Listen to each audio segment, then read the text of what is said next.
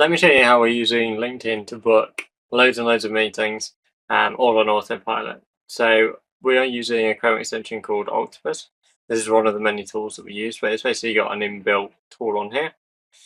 So within there, you've got a CRM, so you can have a list of people to contact. We've got loads of people that we want to contact off the back of here. I'll just pick one of these random ones, startup. So you can go through here and pick how many people you want to connect with. You've also got a dashboard of all of the people that you've connected with in the last, like, last however long. So this is the last year or so. So you can see we're connecting with 500 people. Let me just have a look at this week. Last 7 days.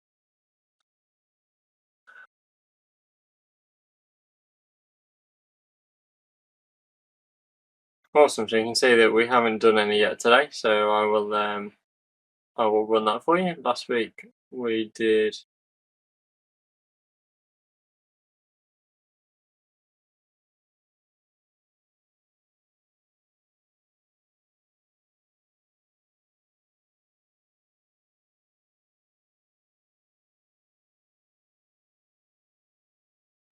So within here, you've got all of the people that you can connect with. So obviously you can do as many of these as you want. LinkedIn's normally got a fairly hard limit of 200 connection requests. So you can literally just press this to run and it will go through and connect with these people individually. So you can see it's opened a separate tab here. This is what it's using to actually go away and make those connection requests. So as you can see, this I'll sit and watch this one go for you. So normally they space them out between 2 and 7 minutes, just so that then they've got like a bit of a gap in between, so that you're not connecting with 200 people in approximately 20 seconds. Follow me for loads more tips. So it's a really good way to make sure that kind of all of these connection requests are going out. One of the things we like to do is stagger this into 3 parts. So connection requests on a Monday, we do all 200. On a Wednesday, come back in and send the messages that we're going to send, and then on a Friday, come and do the follow-up. It's literally just set this going. You can then go away and do whatever you want while it's going, but you can see that we've sent 2 already, so it'll just rattle through the rest of them, no problem in the background. I'll just stop that for now so I can show you the next part. So the next part is the messaging. So we've got the default campaign here. The message is already pre-formatted. We've got personalization variables in there, whether that's position, company. So much you can extract all of the people that you've ever connected with as a CSV, which we use for other forms of lead generation. There's 20 people sat in here to watch. So same as before, pop in 20 people and click launch, and then it will just sit and run those 20 people to be messaged. There is also first message, follow-ups. We've got a campaign just for the New York campaign. But if we look at follow-up message, so that's just checking that they've got it. There's 59 people sat in here, so they will all be processed today as well. You can also do visit. So this is actually like visiting the people's profiles. So in our message, we often say like, oh, I saw on your LinkedIn profile you were doing X, Y, and Z. We normally need to have actually like visited their profile in order to do that. So we add that step in as part of the process. So come in, go onto there, connect with, visit 133 people, and then we send the message straight afterwards. So these kind of like drip feed into each other. So once they're connected, it moves to the message. Once the message is done, it goes to the follow-up, and so on. So then you've got all of that in there.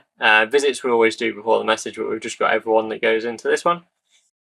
You can even endorse. So if you would like to endorse 7 skills, we haven't got this set up, so hence why there's nobody in here. I just find it's pushing it a little bit to endorse people's skills that you don't know of, in the hope that they're gonna reply to your messaging. But you know, it does work. People use it. It's here for a reason. Follow me for loads more tips. So I'm just going to get this going back on 200 more connections, and then we'll show you how you actually add some leads into this. So if you wanted to go for, let's do startups, people that are tagging startups in their first name. So we're going for people.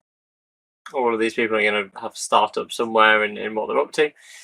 You do need to be careful with like the phrase startups. That it's not, we help startups, like Lawyer and AI startup. It might actually be running a startup, but you might also be a lawyer for startups. So there's different filters on here. Almost always you don't want first level connections because you can't send them a connection request because you're already connected with them. Obviously, if you do and you just want to message to the people that are in there, you can do this exact same process that I'll show you now. So we're just going to pick second on here. I normally split it second and then third, so then you can scrape more because you can only pull 1,000 leads at a time, which is the kind of only limit of LinkedIn on here, really. Pick location, we just want to target UK. So let's narrow it down again. Current location, current company, we're not going to need. All filters, so you can go onto here once again, click in UK. I'm also going to go profile language UK. You can go into some of these, so like consulting, coaching, and mentoring. Probably going to be the categories startup wise that you're not interested in. So it might be worth having a look around that and picking a couple of ones that you're interested in. So if I go, I don't know if crypto is going to be one. No. Let's do finance. Follow me for loads more tips. Oh, these are all job roles. Oh, so yeah, let's just go finance analysis, just for ease of this one. You then want to be looking for titles. So this might be CEO. If you do or in capitals, it will do like an or sequence. So you can do director or founder. If you do and in capitals, it will do founder and whatever you're going to put next. So it might be owner. Which massively limits your searches. You might also just want to do one of these at a time, because if I search these, okay, there isn't actually more than 1,000, but that might be a good way to filter down in there. So once you've got all of the filters set, exactly who it is you want to target, any extra information, then that's all in there ready to go. Another one, if we've got like tens of thousands or hundreds of thousands of these, is just put the letter A in first name, and it will only bring up the names that start with A, and then you can kind of like cycle through and break it down that way. So what you're going to do now is go back onto Octopus. I'm just going to have to stop the other one running. And this is where you can pull people into your different campaigns. So just select which one you want. Obviously we want it in campaign. I'm just going to I'll pick a random one that we're not using at the minute. And then you can extract all 255 people into that. And it's just going to pull these leads out, scrape all of these, and log them in your CRM to be contacted. So really, really powerful way to just get all of the people that you want. It also works with SalesNav. If you've got a Sales Navigator account, which means you can do a bit more detailed filtering. But yeah, and then you can do like third level, say a couple more on there. If you want to change some of the keywords, then you can throw those in on there as well. There's so much you can do just with these very, very basic filters. Another one that we like to do, so if you want to go for startups, just for that example, you can have a look at events. Events are a really good one. Obviously, they need more than 7 people attending. But follow me for loads more tips. These are people who are actively on LinkedIn, actively using LinkedIn as a social media platform. There's not one with crazy numbers on today. I mean, there's hundreds of these events. But like, for ease of just doing this, 65 people. This is a pitch event, so all of these people are going to be running some level of startups, or at least very interested in the space. And there's an Eventbrite link on there, but if you go and click that you're attending this event, you get access to all 65 people who are also attending it. And then you can just scrape all of them with the exact same process, going onto Octopus and doing it. As that means that all of these people not only are using LinkedIn, they're also taking part in the startup space, so you know that they're there.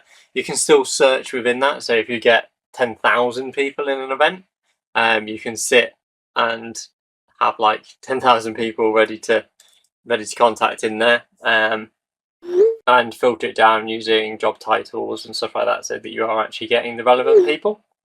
But yeah, I hope that gives you an overview of the tool and shows you one of the many tools that we're using.